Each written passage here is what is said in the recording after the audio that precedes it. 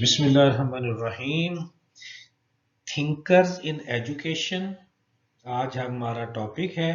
Code हमारा educational philosophy, code 8609, class B.Ed है और मेरा नाम डॉक्टर तौहीद कमर है। हम बात करते हैं सबसे पहले मारिया मोंटेसेरी। 1870 to 1952 इसका दौरानिया है। Maria Montessori name is a famous all over the world as the originator of a new system of preschool primary education for young children। तो आपको ये पता है ना, ये जो क्लासेस होती हैं प्रेप, प्ले, नर्सरी, जो प्री स्कूलिंग जिन्हें हम कहा जाता है ना, तो सबसे पहले उसके जो मौजूद हैं उनकी क्लासेस के, वो मारिया मोंटेसरी है। इससे पहले तो यही कंसेप्ट था ना कि सब जो पहली प्रॉपर जो स्कूलिंग है वहाँ से बच्चे को स्कूल में दाखिल किया जाता है। उससे पहले बच्चे की लुक आफ्टर उसके पेरेंट्स करते हैं। फिर उसके बाद जब देखा कि वालिदैन सही तरह से बच्चे की लुक आफ्टर नहीं कर पा रहे, तो फिर प्रॉपर अदारे इस्टेब्लिश करने की तरफ माइंड गया। तो सबसे पहले जो मौजूद जिसने आगाज किया वो मारिया मोंटेसरी को क्रेडिट जाता है। She believed that children should be free to find out things for themselves and to help through individual activity. साफ ज़ाहिर उनका बिलीव था कि बच्चे should be free to find out thing. बच्चे बिल्कुल फ्री होते हैं to find out the things for themself and develop through individual activity. तो आप देखते हैं कि अक्सर जो छोटे बच्चे होते हैं वो अपनी ही लाइफ में खुद से मुख्तलिफ छोटी छोटी एक्टिविटीज़ में बिजी हो रहे होते हैं और वो अपनी पसंद की एक्टिविटीज़ करना चाह रहे होते हैं। द मोंटेसरी मेथड क्या है? It is a child-centered alternative educational system developed by Maria Montessori। अच्छा, तो ये आपके पास उसने जो सिस्टम दिया वो एजुकेशनल सिस्टम के अल्टरनेटिव ये सिस्टम दिया और कहा कि ये टोटल चाइल्ड सेंटर्ड है। और चाइल्ड सेंटर्ड से क्या मुराद है? छोटे बच्चे हैं उनके बारे में ये मारिया का कहना है कि उन्हें हैंड ऑन एक्टिविटीज करने दी जाए, एक्टिव लर्निंग करनी दी जाए बच्चे को। अब आपने आज तक जो लफ्ज सुना हुआ होगा वो सुना हुआ होगा activity based learning. Activity based learning और एक्टिव लर्निंग, इन दोनों में क्या फ़र्क है? एक्टिविटी बेस्ड लर्निंग में जैसे पीछे प्रैग्मेटिज्म में आपने पढ़ा कि ग्रुप की शक्ल में कोई बच्चों को प्रोजेक्ट दे दिया जाता है या कोई एक्सपेरिमेंट करने के लिए दे दिया जाता है, तो बच्चे उस एक्सपेरिमेंट को करते हैं या उस प्रैक्टिकल को करते हैं under the facilitation of the teacher, तो उसको हम एक्टिविटी बेस्ड लर्निंग कहते हैं। एक्टिव लर्निंग क्या होती है कि ऑन हैंड एक्टिविटीज बच्चे को करने दिए जाए, टीचर डायरेक्शन नहीं देगा उसे, ठीक है ना। एक्टिव लर्निंग में टीचर डायरेक्ट डायरेक्शन नहीं देगा। मिसाल के तौर पर क्लास में मटेरियल पड़ा हुआ होगा और मटेरियल का इस्तेमाल टीचर ने बच्चे को करवाना है। अब जो टीचर ने उन मटेरियल का जो बच्चे के लिए सामान पड़ा हुआ है क्लासरूम के अंदर उसका यूटिलाइजेशन करवानी है, तो ऐसे नहीं होगा कि जैसे बड़ों के लिए हम करते हैं कि पहले उनको डेमो दें कि इस चीज़ का इस्तेमाल ऐसे करना है, फिर वैसा वो बड़े करके दिखाते हैं। बच्चे को उस चीज़ की ऑब्जर्वेशन दी जाती है, परसेप्शन दी जाती है, वर्ल्ड अराउंड अस दिया जाता है कि बच्चे ने इस चीज़ को अपने इर्द गिर्द के माहौल में कैसा देखा और फिर बच्चे के हवाले वो चीज़ कर दी जाती है और देखा जाता है कि बच्चा अब इस चीज़ के साथ करता क्या है।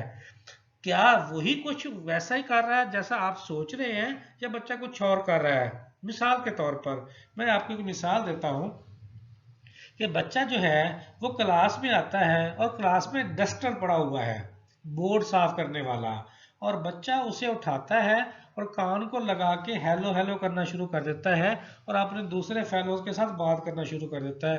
हेलो, आप मेरी बात सुन रहे हैं? हेलो, आप कहाँ पे हो? तो टीचर उसे देखता है और उसे लगता है कि बच्चे की जो परसेप्शन है डस्टर के हवाले से वो तो ठीक नहीं है। डस्टर तो बोर्ड को साफ करने के लिए होता है। तो वो क्या करेगा? उसके पास दो ऑप्शंस हैं। एक तो उसे रोकेगा, नहीं बच्चे ये डस्टर है, ये फोन नहीं है जिसे आप फोन समझ के बात कर रहे हो, ये बेसिकली डस्टर है और ये बोर्ड साफ करने के लिए है। दूसरा तरीका ये होगा कि टीचर ने डस्टर उठाया बच्चे के सामने और बच्चे को मुखातब किया, बच्चे क्या हाल है, कुछ और बात इनडायरेक्ट, और बच्चे के सामने बोर्ड साफ करने लग गया। ये भी नहीं कह रहा कि ये डस्टर से बोर्ड साफ करने के लिए है, सिर्फ जस्ट बच्चे को ऑब्जर्वेशन दे रहा है कि बच्चा बोर्ड को देखे, डस्टर को देखे कि जिस डस्टर को उसने कान को लगा के बात करना चाहिए वही डस्टर टीचर बोर्ड को साफ करने के लिए इस्तेमाल कर रहा है। टीचर एक दफा उसकी तवज्जो लेके बोर्ड साफ करेगा, उस डस्टर के साथ 2 दफा बोर्ड साफ करेगा, 3 दफा करेगा, दो है इस एक्टिविटी को 2-4 दफा रिपीट करेगा, तो बच्चा भी फिर बोर्ड डस्टर से बोर्ड साफ करना शुरू कर देगा। क्योंकि बच्चा जो है उसने अपनी ऑब्जर्वेशन के जरिए लर्न करना है और उसके बाद अपनी चीजें जो उसको पहले राइट ट्रैक पे नहीं होती वो राइट ट्रैक पे आ जाता है। सेम ऐसे कि जैसे बच्चा पहले बोलता नहीं है, फिर बोलने लगता है तो तोतला बोलता है, लेकिन वो बड़े क्योंकि सही बोल रहे होते हैं तो बच्चा कुछ अरसे के बाद फिर तोतले से सही लैंग्वेज में आके बोलने लग जाता है। तो मारिया मोंटेसोरी का यही कंसेप्ट था कि एक्टिव लर्निंग बच्चे को दी जाए, डायरेक्ट बच्चे को इंस्ट्रक्शन ना दी जाए। अगर डायरेक्ट बच्चे को इंस्ट्रक्शन दी जाए तो बच्चा उससे लर्न नहीं कर पाएगा। इस तरह से बच्चा टोका जाएगा, बच्चा इरिटेशन फील करेगा और बच्चे की सही तरह से लर्निंग नहीं होगी। इसकी फिर कहानी मैं अक्सर इस तरह से अपने स्टूडेंट्स को सुनाता हूँ, आप भी मेरी ये कहानी की सूरत में बात सुने कि जो हमारा एजुकेशन सिस्टम है वो किस तरह का है और किस तरह का होना चाहिए। उसकी मिसाल मैं ऐसे देता हूँ कि एक फीमेल टीचर है, क्योंकि छोटे बच्चों के लिए फीमेल टीचर बड़ी मशहूर टीचर गिनी जाती है कि वो ज़्यादा अच्छा पढ़ा लेती हैं as compare to male teacher, छोटे बच्चों को पढ़ाने के हवाले से। और पहले दिन बच्चे उसके पास क्लास में आके बैठे होते हैं और वो क्लास में आती हैं, बच्चों के से खैरियत पूछती हैं, तारुफ होता है हल्का फुल्का, और उसके बाद है वो बच्चों को पढ़ाने के मूड में बच्चों के सामने आ जाती हैं और आगाज करती हैं इस बात से कि आओ बच्चों आज हम कुछ बनाते हैं, आओ बच्चों आज हम कुछ बनाते हैं। और ये कहानी बच्चों को सुनाने के लिए जैसे ही वो अपनी सेंटेंस का आगाज करती है कि आओ बच्चों आज हम कुछ बनाते हैं, तो सारे के सारे बच्चे रेडी हो जाते हैं। क्लास में मिसाल के तौर पर 30 बच्चे बैठे हुए हैं तो उनका माइंड एक्टिव हो जाता है कि मैं आज अपनी पसंद की कोई चीज बनाऊंगा या मैं अपनी पसंद की कोई चीज बनाऊंगी है। तो बच्चे क्यों क्यों ऐसा होता है? क्योंकि बच्चे जो हैं वो कुदरती तौर पर क्रिएटिव होते हैं, क्रिटिकल थिंकर होते हैं, प्रॉब्लम सॉल्वर होते हैं, अल्लाह ये सलाहियत दे के भेजता उन्हें। अब वो जो सारी सलाहियतें हैं वो उनके माइंड में है, उनके हाथ में नहीं है, उनके बच्चे के जबान पे नहीं है, उसकी बच्चे की कम्युनिकेशन स्किल आइडियल नहीं है, बच्चे की हैंड स्किल वो नहीं है कि वो सारी चीजें जो उसके माइंड में है वो पेपर पे ला सके। लेकिन बच्चा माइंड मेंटली तौर पर आइडियलिस्टिक होता है। आइडियलिस्टिक कैसे होता है कि जो चीज उसकी मलकियत में एक दफा दे दो तो उसे लगता है ये दुनिया की सबसे कीमती और सबसे अच्छी चीज ही यही है, फिर उसको वो चीज वापस लेके कोई और चीज देने चाहो तो वो कभी भी वो पहले वाली चीज आपको वापस नहीं करेगा। इसलिए वो बच्चा चूंकि आइडियलिस्टिक होता है शुरू में, उसको वो कहता है कि मेरे वालिदैन से अच्छा दुनिया में कोई वालिदैन नहीं है, मेरे बहन भाई से अच्छा दुनिया में कोई बहन भाई नहीं है, मुझसे अच्छा दुनिया में कोई भी नहीं है। और उसके जहन में जो स्केच होता है, मिसाल के तौर पर एक बच्चे के जहन में फूल है तो उसके जहन में यही स्केच होगा कि मेरे वाले फूल से अच्छा दुनिया का कोई भी फूल नहीं हो सकता। एक बच्चे के जहन में जो है आपके पास कोई और पेंटिंग है, किसी के जहन में गाड़ी है, किसी के जहन में बाइक है, किसी के जहन में प्लांट है, किसी के जहन में एनिमल है, जिस चीज की, किसी के जहन में साइकिल है, जिस जिस चीज की जिस बच्चे के जहन में स्केच होगा वो उसके जहन में उसे आइडियलाइज कर रहा होगा और बड़े एनर्जेटिक होंगे। हालांकि बड़ों को पता है कि कागज पे बच्चा चीज नहीं बना सकेगा, लेकिन बच्चे के जहन में है कि मेरी चीज सबसे अच्छी बनेगी। अब भी बच्चे ये बात सोच रहे होते हैं कि टीचर इंस्ट्रक्शन देती है ठहरो, क्या इंस्ट्रक्शन देती है? ठहरो। और उसके बाद अगली बात करती है कि पहले मैं बताऊंगी कि आज हमने क्या बनाना है, फिर वो हम बनाएंगे। और अगले लम्हे वो कहती है आओ बच्चों आज हम फूल बनाते हैं। तो जैसे ये इंस्ट्रक्शन देना थी कि आओ बच्चों आज हम फूल बनाते हैं, तो बच्चे जिनके जहन में फूल नहीं था वो सारे ज़हन में बात लेके बैठ जाते हैं, तो हमने तो फिर कुछ नहीं बना सकते, हम तो फूल नहीं बना सकते। हमारे पास तो मेरे माइंड में तो एनिमल था, मेरे माइंड में तो प्लांट था, मेरे माइंड में तो साइकिल था, मेरे माइंड में तो बाइक थी, मेरे माइंड में तो गाड़ी थी।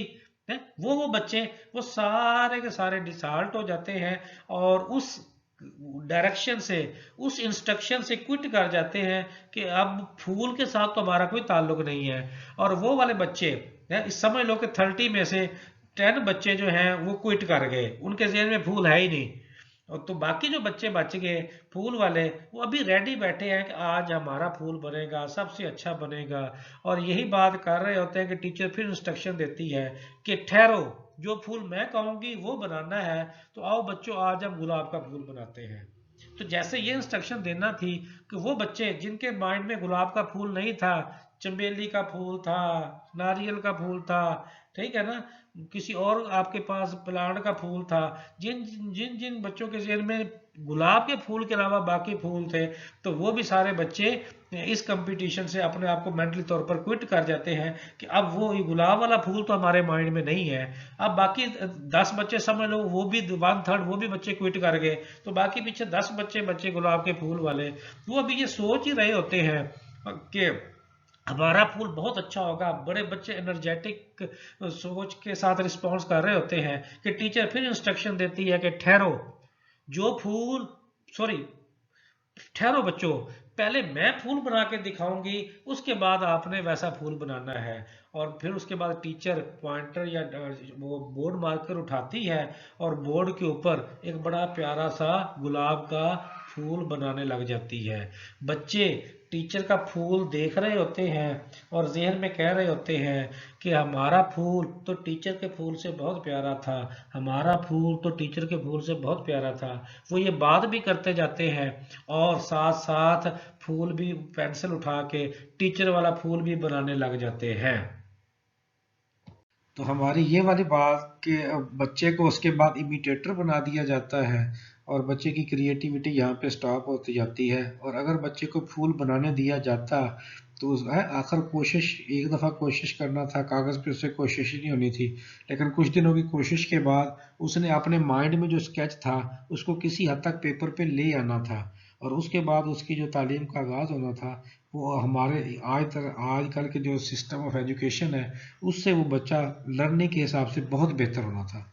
तो Montessori method is based on the fact that children learn directly from their environment, कि बच्चा इन्वायरमेंट से लर्न करता है। जैसे मैंने आपको डस्टर की मिसाल दी कि बच्चे को ऑब्जर्व करने दें कि डस्टर से होता क्या है, कि जब उसे यह पता चल जाएगा कि डस्टर से बोर्ड साफ होता है, तो फिर वो उसे फिर आपको डायरेक्ट इंस्ट्रक्शन देने की ज़रूरत नहीं है कि बच्चे डस्टर से बोर्ड साफ किया जाता है। And relatively little from listening to a teacher talking to a class. The Montessori method provide a stimulating child-oriented environment in which children can explore, touch and learn without fear. तो इसके मुताबिक वही बात जो मैंने आपको सारी कहानी सुनाई है कि बच्चा को जब इस तरह का आप इन्वायरमेंट दे देंगे, एक्सप्लोरेटिव इन्वायरमेंट दे देंगे, तो बच्चा विदाउट फेयर जो है उसकी लर्निंग स्टार्ट हो जाएगी। Prepare of environment. The adult environment is not suitable for children. There should be an environment specially prepared for them. किस तरह का प्रिपेयर एनवायरनमेंट होना चाहिए? 6 principles of Montessori prepared environment. सबसे पहले फ्रीडम बच्चे के लिए, structure and ordered, beauty, nature and reality, social environment, intellectual environment. आपके पास उसके फिर आगे सब पार्ट है, area of curriculum, practical life, sensorial, language, mathematics and cultural subjects. Freedom in the Montessori environment. Freedom किस किस चीज में होनी चाहिए? पहले तो एक हेडिंग थी ना फ्रीडम, अब उसके मजीद आगे पार्ट्स हैं या सब हेडिंग्स हैं। फ्रीडम ऑफ चॉइस, चॉइस की आज़ादी होनी चाहिए। Fundamental to the Montessori approach, choice allow children to discover their needs, interest and abilities. दूसरा फ्रीडम ऑफ टाइम होना चाहिए, allow children to work with the same material for a long as they like, कि हर बच्चे को अपनी आज़ादी होना चाहिए कि उस मटेरियल के साथ जितने दिन वो बच्चा अपनी एक्टिविटी को एंगेज रखना चाहता है उसे करने दी जाए।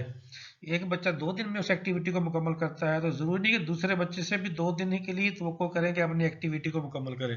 दूसरा 4 दिन भी लगा सकता है, तीसरा 5 दिन भी लगा सकता है, कि जो जिस जिस तरह दिन लगा के अपनी एक्टिविटी को मुकम्मल करना चाह रहा है उस एक्टिविटी को मुकम्मल करने दें। फ्रीडम टू रिपीट है, एक आपके पास रिपीट की आज़ादी होनी चाहिए।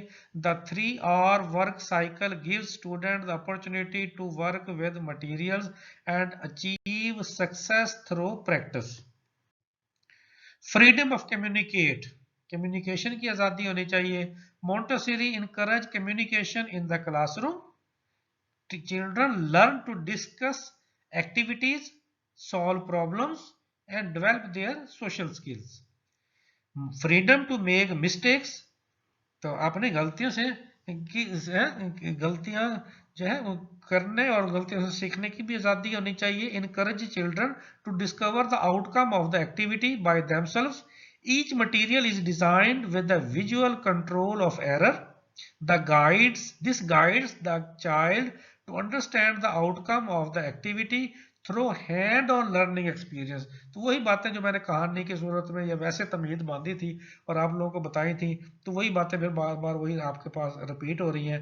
तो इसमें फ्रीडम टू मेक मिस्टेक में जो लास्ट वाली लाइन में लिखा हुआ है कि through on hand on learning experience, कि हैंड ऑन लर्निंग एक्सपीरियंस में जब बच्चा जाएगा तो वो अपनी गलतियों से खुद ब खुद सीखता जाएगा।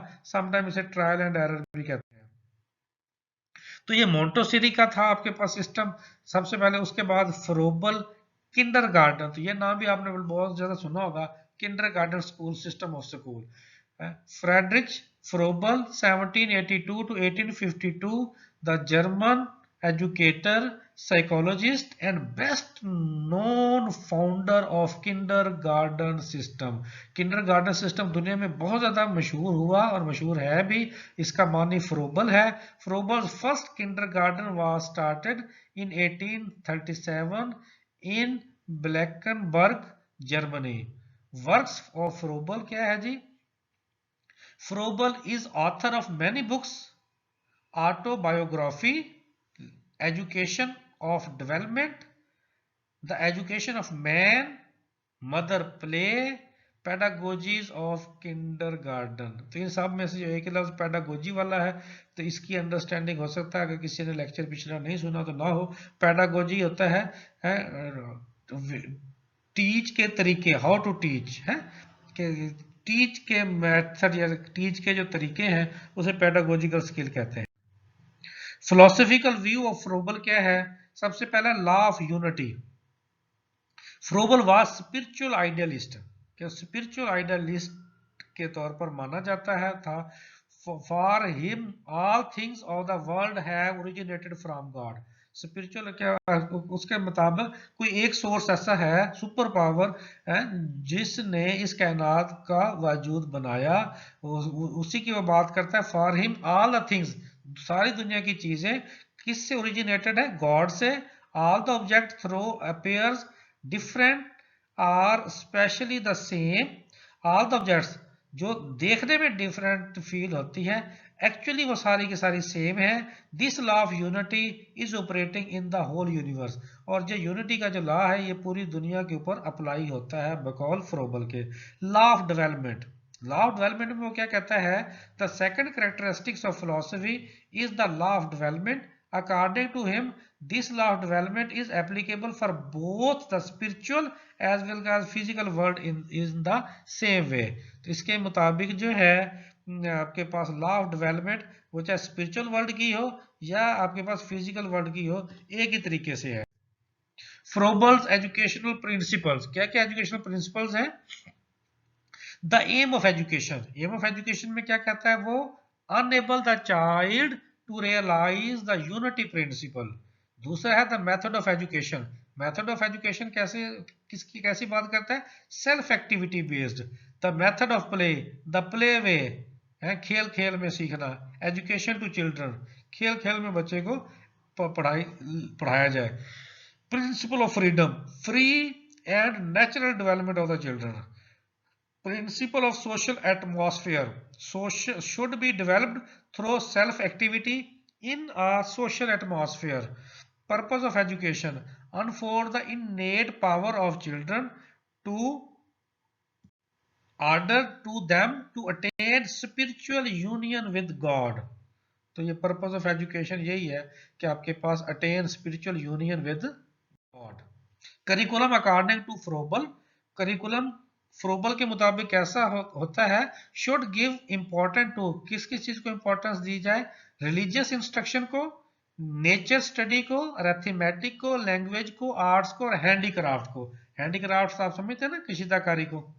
मेथड ऑफ टीचिंग फ्रोबल के मुताबिक कैसे होने चाहिए, principle of self activity, principle of hearing by play, principle of sociability, sociability का मतलब होता है interaction, principle of freedom, the essential characteristics of kindergarten. Characteristics क्या है किंडरगार्टन की, the kindergarten is like a miniature society where the children discover their individualities in relation to the others. तो मेरे एक छोटी सी किंडरगार्टन क्या मतलब क्या है, बच्चे के इर्द गिर्द की दुनिया एक छोटा सा माशरा है जिससे बच्चा जो है वो डिस्कवर करता है एक दूसरे के साथ इन रिलेशन, एक दूसरे के साथ रिलेशन में देयर इंडिविजुअलिटीज को, वेयर चिल्ड्रन डिस्कवर क्या करता है इंडिविजुअलिटीज को। The social aspect of development is given emphasize is in these school. तो social aspect of the development जो है वो यही है, इन स्कूलों के ऊपर जोर दिया जाए कि आपके पास सोशलाइजेशन हो, there will be a atmosphere of freedom and lot of scope for self expression in the form of songs, movement and construction.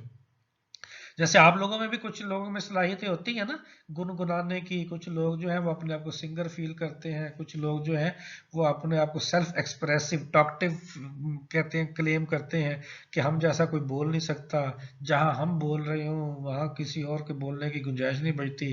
कुछ कहते हैं कि हमारी आवाज़ बहुत सुरीली है, जहाँ पे हम गुनगुनाना शुरू कर दें तो लोग हमारी आवाज़ के शहर में हैं आ जाते हैं और वैसा कोई भी नहीं गुनगुना पाता। तो इस तरह से क्वालिटीज पाई जाती हैं हर इंसान में। Merits of Froebel kindergarten, Froebel lets emphasis on pre school और नर्सरी एजुकेशन।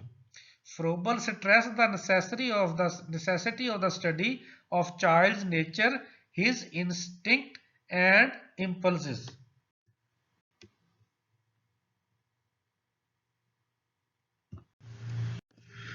उसके बाद है जी Helen Parkhurst Dalton plan. It is an educational concept created by Helen Parkerth 1887 to 1973. Was introduced in 1914 in New York City. Name school in Dalton, Massachusetts, the USA. The idea was to give people mean student, the freedom and opportunity। वही सारी बात छोटे बच्चों के लिए है ही यही, जो मर्जी जिस मर्जी अंदाज में बात करेगा कि मौके दिए जाएं और फ्रीडम दी जाए। To develop initiative and self reliance, self reliance के ऊपर बेस करना चाहिए और इनिशिएटिव देने चाहिए बच्चे को, बेस्ड ऑन इंडिविजुअल क्लियरिंग, कि बच्चे को खुद से चीज़ों को क्लियर करने देना चाहिए। How does it work? It is a method of education by which people work at their own pace. Students are encouraged to help each other with their work. बच्चे एक तो बच्चे को अपने पेस के हिसाब से काम करते देना चाहिए, फिर बच्चों को इनकरेज करना चाहिए कि वे एक दूसरे के काम में हेल्प करें। Students receive individual help from the teacher where necessary. Student उस वक्त टीचर से हेल्प ले जब उसे जरूरत हो। Students draw up time table and are responsible for finishing the work. बच्चा ही अपना टाइम टेबल के मुताबिक जो है रिस्पॉन्सिबल है अपना काम मुकम्मल करने के हवाले से। Two principles of Dalton plan, सबसे पहला प्रिंसिपल ऑफ फ्रीडम है। प्रिंसिपल ऑफ फ्रीडम में क्या है? Foster independence and creativity. किस चीज की फोस्टरनेस है? इंडिपेंडेंस की और क्रिएटिविटी की। This fosters the ability to think and act by oneself, और बाय वन सेल्फ यानी एक इंडिविजुअल जो बच्चा है टू थिंक जो है और या उसकी जो एबिलिटी है उसको फोस्टर करना या उसका फोस्टर होना जो है वो डाल्टन के प्लान या प्रिंसिपल ऑफ फ्रीडम के अंदर आता है। Height and interest and concern, interest और कंसर्न का बहुत ज्यादा शो करना।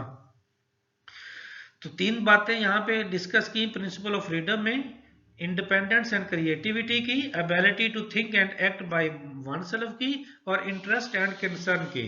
Principal of cooperation, principle of cooperation में क्या है, enable children to master social skills and collaboration through exchange with the variety of people, instills optimal attitudes from a social standpoint, nourishes the quality of consideration, fosters collectivity and cooperativeness।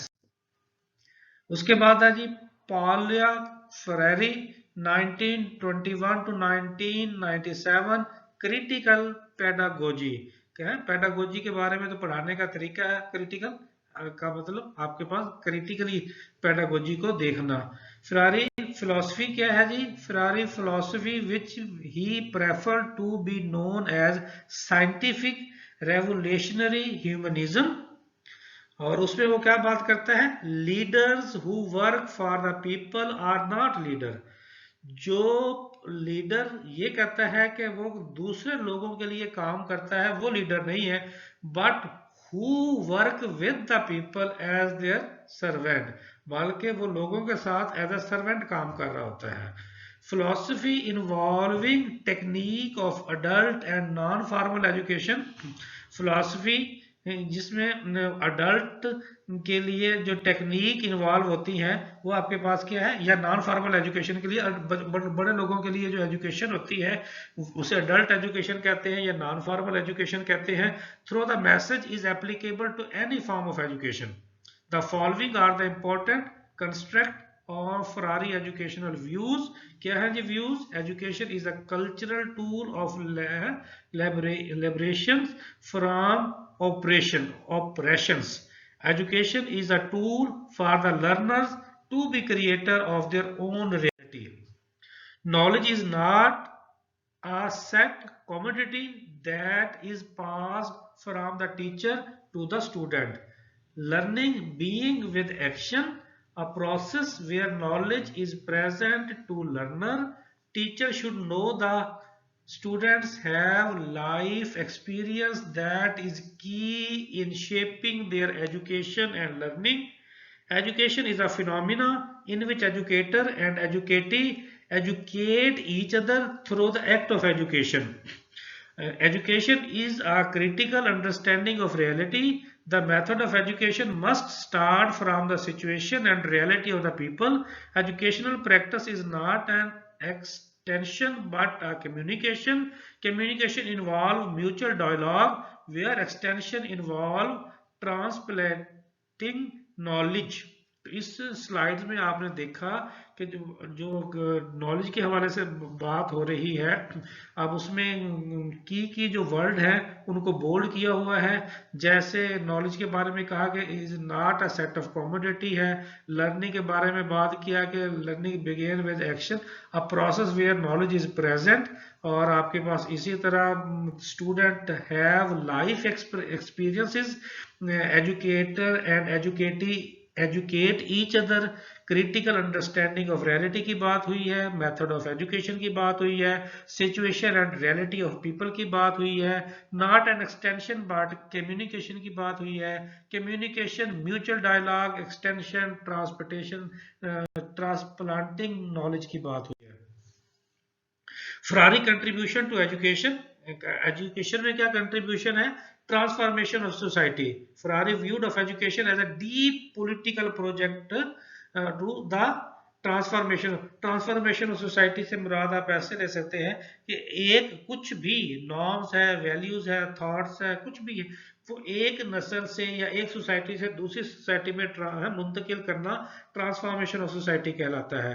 His work has exercised considerable influence among progressive educator all over the world, especially in critical pedagogy and social constructivism. Education should promote love. Ferrari Pedagogy allows intellectual to make useful contribution to the people who struggle for social change. Ferrari proposed dialogue and horizontal relationship between teacher and learner and encouraged active learning, liberating education that involve a process of humanizing people who have been oppressed. क्या क्या contribution बताई Ferrari ने education में? Transformation of society की बात की है, progressive educator for all over the world बात की है, critical pedagogy and social constructivism की बात की है, और ये भी कहा है कि प्रमोट एजुकेशन, ये लाजम बात है कि लव को प्रमोट करती है, और कंट्रीब्यूशन की बात करते हैं कि बहुत कंट्रीब्यूशन है, सोशल चेंज की बात हुई है, dialogue and horizontal relationship between teacher and learner की बात हुई, और इनकरेज एक्टिव लर्निंग की बात हुई। एक्टिव लर्निंग का जैसे मैंने आपको पूरी एक कहानी सुनाई है। लिबरेटिंग एजुकेशन की बात हुई।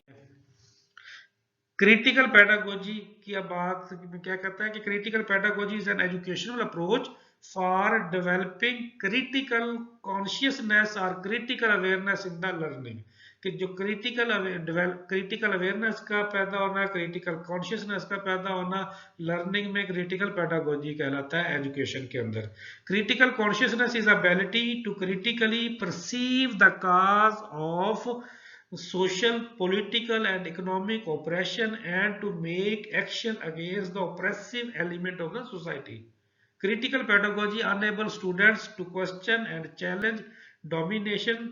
Critical pedagogy takes as a central concern the issue of power in the teaching and learning context.